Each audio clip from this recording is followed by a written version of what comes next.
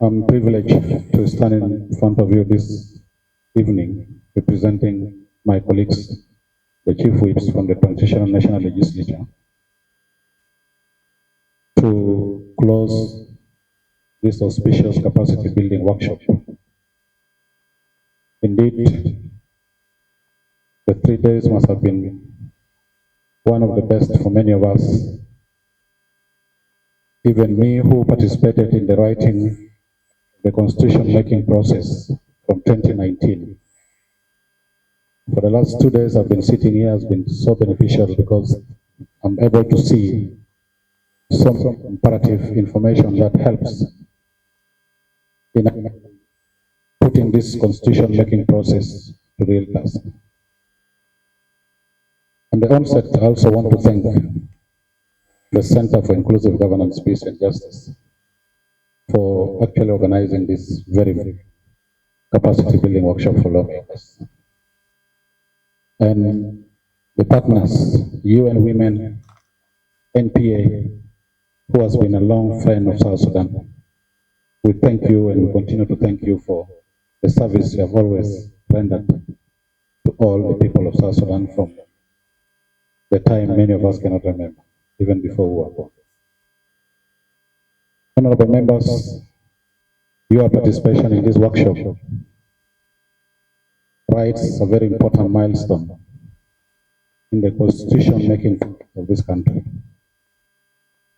Many countries with a good constitutions today came a long way today.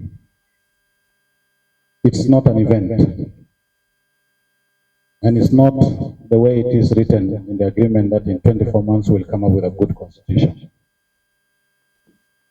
In many countries, Uganda took them more than 6 years of activism, political meandering, before they get into having their own constitution. Kenya took over 10 years, and many people along the way lost their lives just because they are fighting for a good constitution to govern their country. So, honorable members, we need to count ourselves very privileged at this very important juncture, that the history of South Sudan, we are at the onset, and put in front to put the right thing for the future of this country.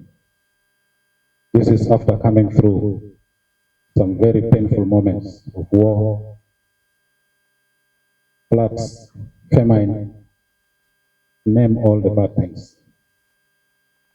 And it's indeed a God-chosen opportunity that it's during our time, if this constitution is going to be written, let it be one of the best, that our great-grandchildren will come and say, yes, we really, our great-parents did it.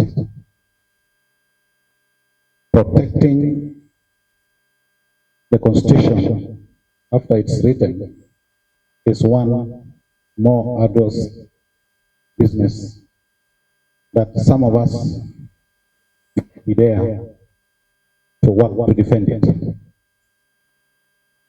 Because writing one constitution is another thing, but defending its proper implementation should later begs a lot of sacrifices more than those who are writing it now. And this requires us to put proper gagging articles that will protect that constitution from being played around with. A simple example across Kenya, where not any politician can walk up today and try to amend the constitution without going through the Supreme Court. And this makes it very difficult, not only Supreme Court, but then it has to also go through a referendum. And that means they have put some very strong measures that any politician cannot wake up. This was informed by an incident around 2007-2008, when Dr. Patrick Lumumba was the director of Anti-Corruption Commission. Being a very versatile lawyer, he took that institution by storm. Within 6 months, he was able to unearth some corruptions that have endeavored Kenya for so many years. And he started recovering money that were owned by Kenyans illicitly stuck outside the country. And he started recovering that money back to the coffers in Kenya. The lawmakers moved an amendment in the constitution that was tabled at 9 at night. They debated it until 12 midnight, passed it unanimously. The following morning at 7 a.m., Patrick Lumumba is resigning because of that amendment. So you can imagine how politicians can be so mischievous to play with the constitution in order to suit their selfish interests. So we need to be very cautious of these types of behavior. Let's also look at a constitution that is going to solve issues, evolution of resources. Many people talk today of federalism being evolution of power, but we are not talking about evolution of resources. That is actually the major need today.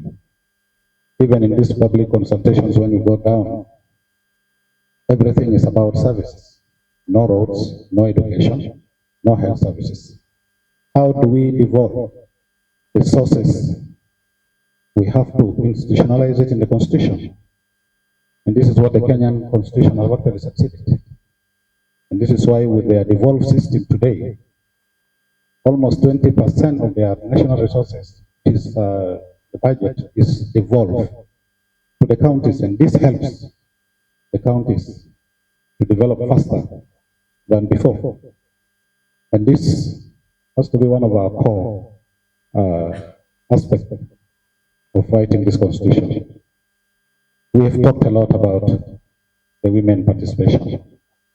Lest we forget the youth, the children, and the people living with disabilities. They all deserve equal rights as women need. We also need to get them on board and be part and parcel of our constitution process. Public participation through Parliament, Ms. Jacqueline Masiwa.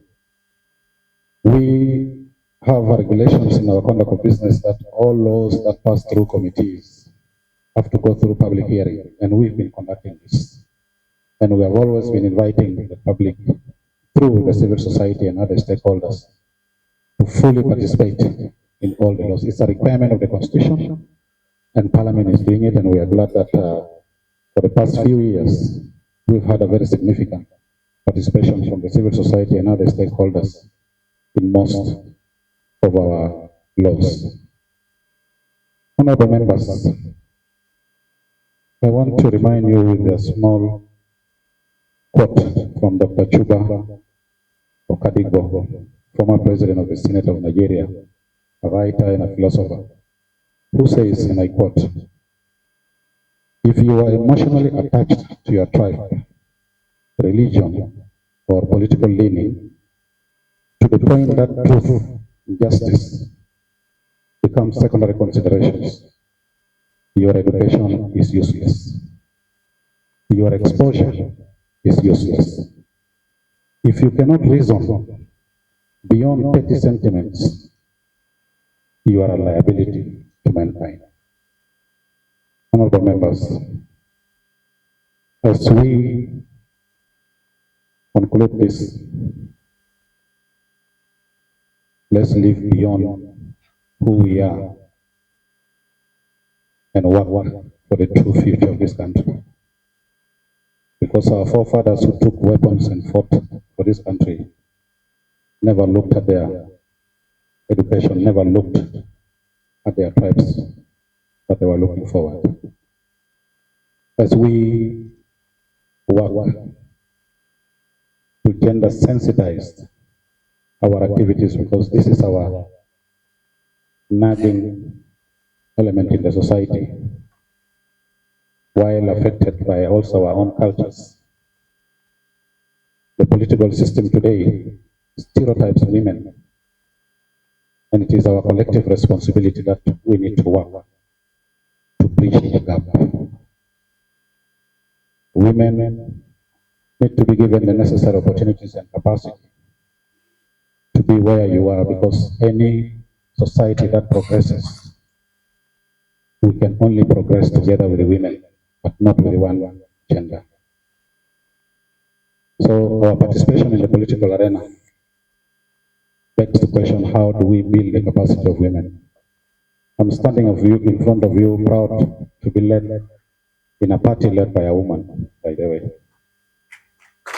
And I'm so proud, working tirelessly to support her in order to inspire many other women.